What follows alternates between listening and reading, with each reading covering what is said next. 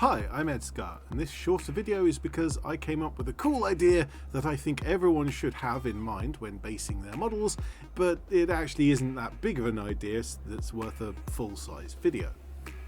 As you can see, I've got a whole bundle of Germans for bolt action, my third army for the game, and they aren't all properly based yet. And I'm going to glue a chunk of sprue to each of the bases with poly cement, and have that sticking up higher than the basing material that I'm going to use. Why would I do this? What is this for? Let's go through the process to find out. In my case, I'm doing some really simplistic basing for my Germans, and it starts with gluing down some sand to get a really rough ground texture. That goes on with just super glue to hold down the sand, and I like to do this in 2 or 3 kind of chunks, both so that I don't glue my thumbs to the bases, which gets annoying, but also the overlaps give a little bit of variation to the ground surface so it's not just uniformly flat. Now, my fancy idea, and like all fancy ideas, this doesn't apply to every model, I acknowledge that, and particularly prone models don't really take advantage of it at all, and so for all of my prone models I'm gluing those down directly to the base with sand around them. The main point of the video is these bases with the texture in place and these little stumps of sprue sticking up through it. Now I can finish up the bases before putting the models on, and as I said, these are some pretty simplistic bases, so after a grey prime they mainly are just getting a little green dry brush. Suspiciously similar to the old Sand and Goblin green base from the 90s, but these won't look the same when they're done at the end.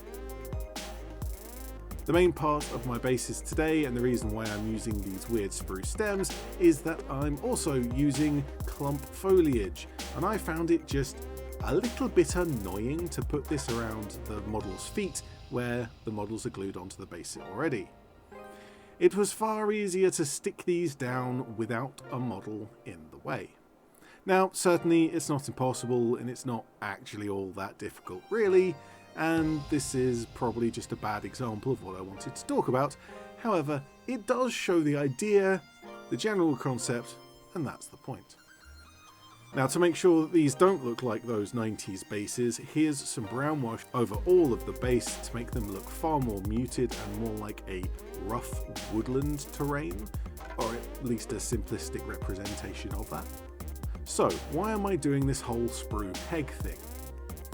If you glue sand around a model that's already glued to the base, the sand will clump around the sides of the model's feet. If you glue the model to the top of the sand, by putting the sand on first, it will break off, because superglue is not super, and even if it was, sand is just a bad surface to glue to anyway. However, if I chew away at that piece of sprue with clippers and a knife, I can use poly cement on the plastic model's foot and the sprue peg for a very strong bond that leaves the model standing on the terrain rather than sinking into it.